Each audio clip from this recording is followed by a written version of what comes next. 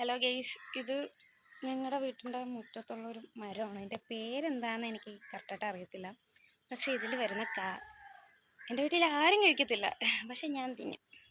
എന്താ കായുടെ പേരെന്താണെന്ന് എനിക്ക് കറക്റ്റായിട്ട് അറിയത്തില്ല. ഇതാണ് സാധനം.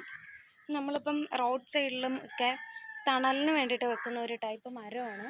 അതിൽ കായ്ക്കുന്ന ഒരു ടൈപ്പ് കായാണ്. ഇത് നല്ല റെഡിഷ് കളറാവും, പക്ഷേ റെഡിഷ് കളറായതൊക്കെ ഞാൻ ഡെയിലി തിന്നുന്നുണ്ട്. സോ ഇതിപ്പോൾ നിലവിൽ ഇതാണ് സംഭവം. നല്ല ടേസ്റ്റാണ്, നല്ലൊരു ടൈപ്പ് ഓഫ് മധുരമാണ്. നിങ്ങളുടെ നാട്ടിൽ ഇത് എന്നാ പറയണമെന്ന് വെച്ചാൽ കമൻറ്റ് ബിലോ ഗെയ്സ്. ബട്ട് നല്ല സാധനമാണ്, അതിന് ഭയങ്കര ഇഷ്ടമാണ്.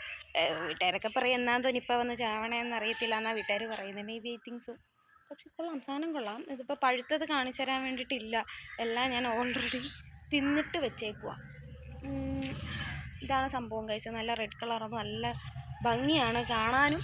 സാധനം നല്ല ടേസ്റ്റും ഉള്ളൊരു സാധനമാണ്. സോ ഇതിപ്പോൾ ഒട്ടും വെട്ടമില്ല, നല്ല മഴ ഇപ്പം പെയ്യും എന്ന് പറഞ്ഞ് നിൽക്കുന്ന കാരണം ഒട്ടും മഴയില്ല.